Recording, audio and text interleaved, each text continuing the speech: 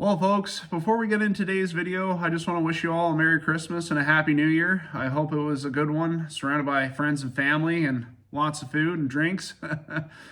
I had a good Christmas with the family, and as well as New Year's, it was really nice. It was pretty laid back for the most part. But in today's video, I've had this for a while. I just haven't had the time to do this video until now. And it's going to be on the 562 here. And we're going to be upgrading the factory dogs on the 562 to the Westcoast Saw 3-point dogs. I'm going to bring you guys in here for a closer look here now and show you the stock 562 dogs, what they look like. All right, guys, so we got the 562 here, and this is the inside dog here that I'm talking about. And as you can see, there's not a bad point on those dogs for grabbing the wood, but I feel like they could be a little bit better. And with it only having one dog, of course, you know, that's a bit of a disadvantage off the hop. For not having two, if you got two dogs, it's going to grab the wood a lot better, but with one, it's not bad. I just feel like, my personal opinion, I think the factory dogs from Husky could be just a touch better. The still ones are really good from factory. They're a larger dog, and they got a better point on them from the factory. So I just want to upgrade to the Westcoast Saw 3-point dogs on this 562. But I also want to do a comparison video here for you guys and show you how the stock dog acts in the wood compared to the Westcoast Saw 3-point dogs. So before we go outside here and make a test cut with the 562 with the factory dogs, I got to top it up with fuel and oil here right now, and then I also have to get a piece of firewood set up there so we can make those test cuts.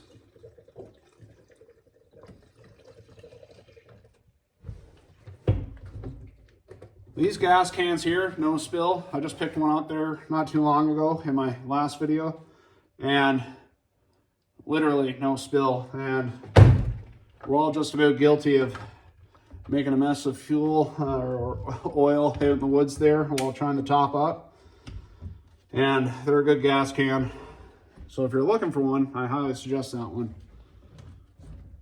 Oh. Must have tightened that one a little bit too tight last time.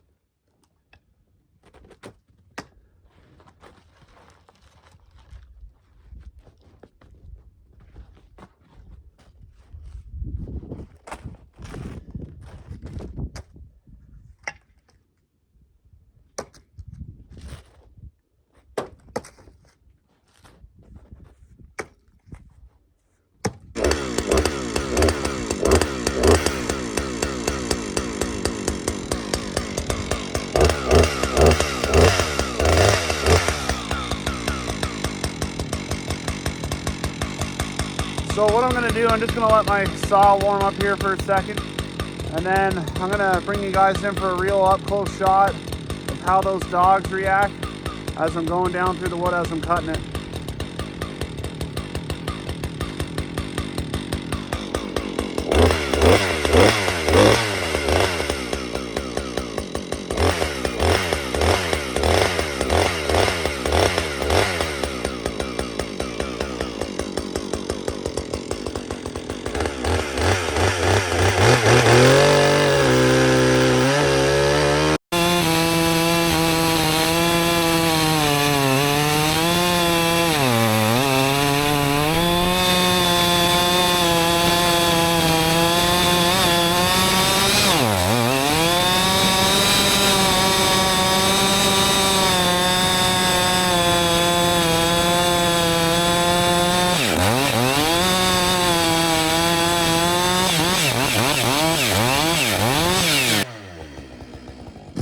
want to do a second cut here. I did one, but I didn't have the camera turned on, so I got to do it again here for you and show you what something you don't want to happen with running a smaller dog. I want to see if I can make that happen for you.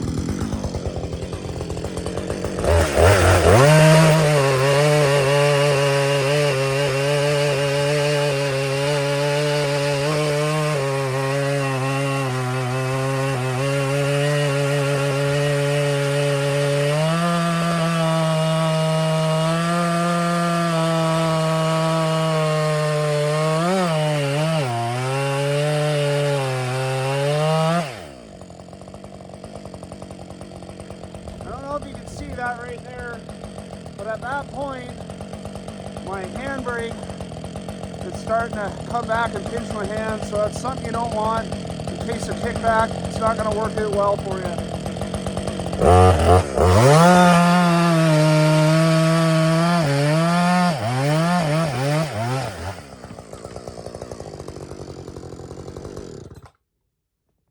Alright, let's go inside here now in the shop and put the Westcoast Saw 3-point dogs on.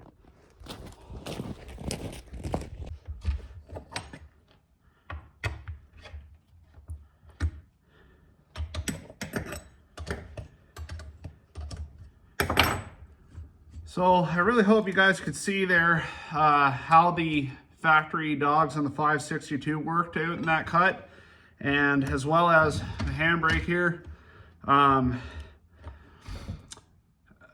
Bring it up against your hand, and like I said, it's something you don't want, because if you hit something out with your tip and the saw decides to come and kick back at you, not going to be a good situation to be in, that's for sure.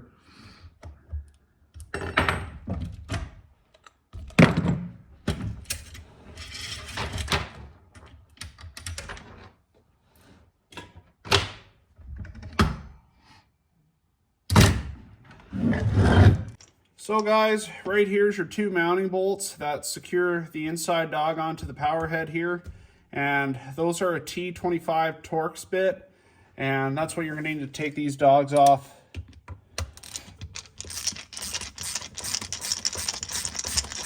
Thought those were going to be a little bit more arrogant to come off. Usually some of them have Loctite on them, I've seen.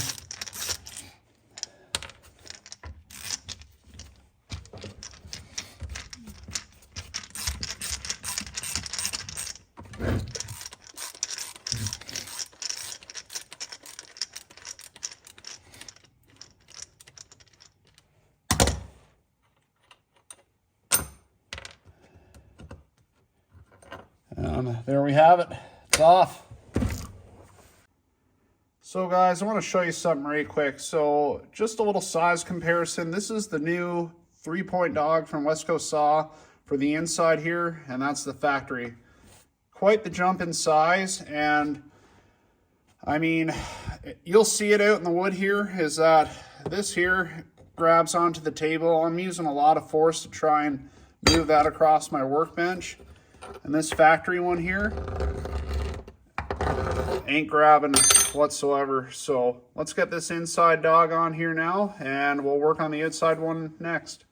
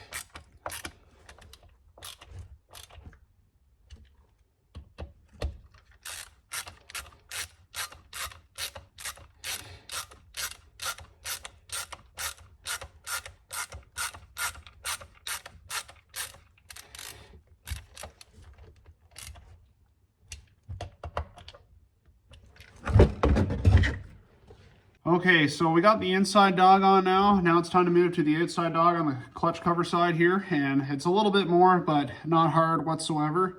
So This 562, it only came with the inside dog. So when I ordered this, I ordered it from Walker Saw Shop, and I had to order the extra hardware. Wasn't very expensive. But you're gonna need that hardware there to mount the outside dog on. And then I don't think it matters. I think it's just personal preference on the chain catcher here if you want to put it on the inside dog. But for the most part, I usually put it on the clutch cover side. So let's get after it.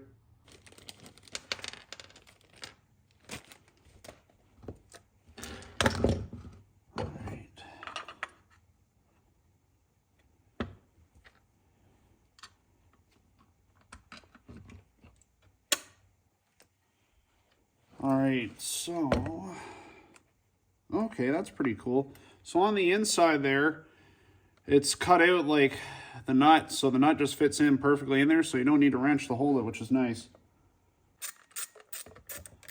There we go.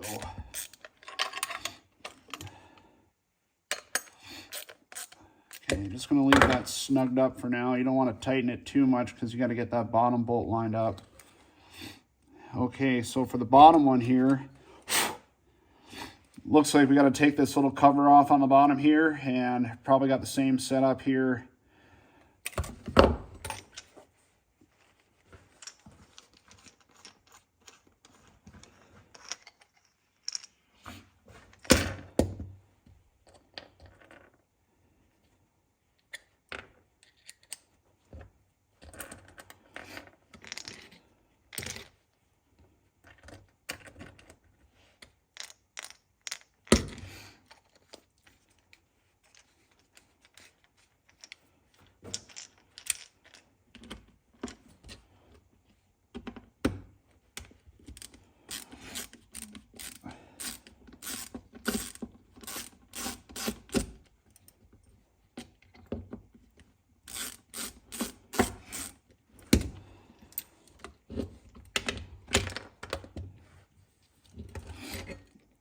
Yeah, so same setup as the top here. Nut goes on in there, and it'll prevent it from coming off there, which is nice. Pretty cool. There's your worm gear there for your tensioner, if you're wondering what that looks like.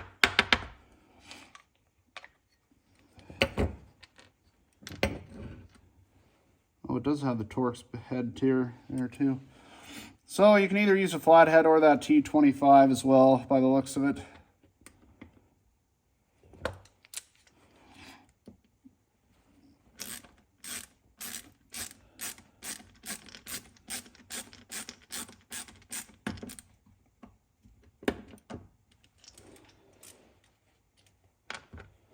I'll switch to that Torx so I can get a little bit of a better bite on it to tighten it.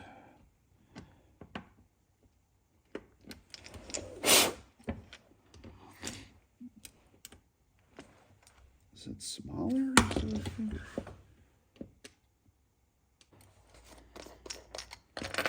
think it might be smaller. It sure is. I lied to you. So it's a T20 for that one there, if you guys are wondering.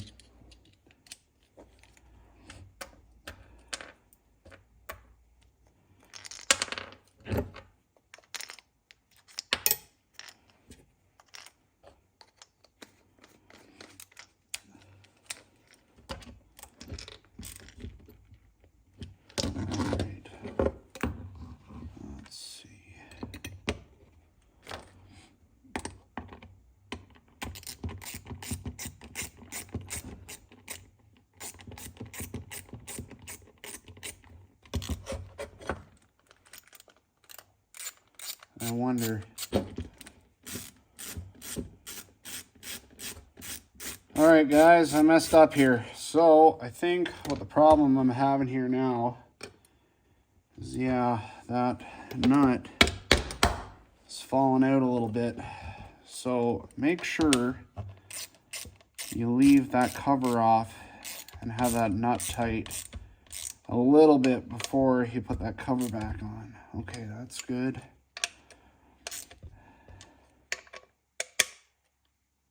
All right, and that's the outside dog.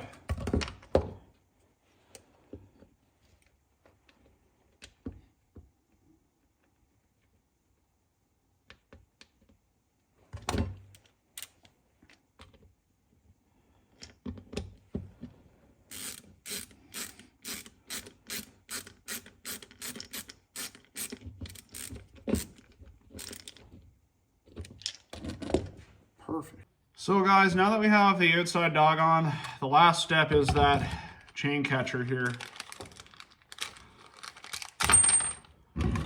So what you're gonna do is this little dowel here, you're gonna stick on the outside dog, or I am anyway, and then once you got that through, you put that little nut there on.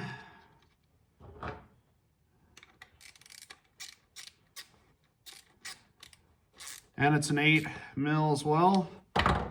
After you have that on there, you're gonna put the roller assembly, the chain catcher itself, on over that dowel, like so.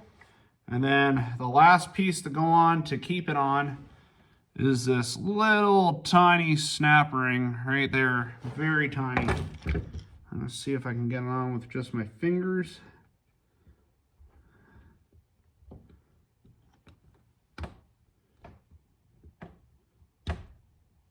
Okay.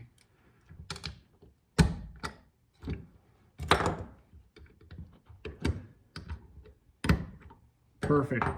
So I tried to get a socket on over the snap ring there to try and push it down. It didn't go, but I just used my scrunch as soon as I got started and it went down. So there you have it. It's on there, not coming off. So let's get this put back together here now. Go make a test cut with the new 3-point dogs from Westcoast Saw.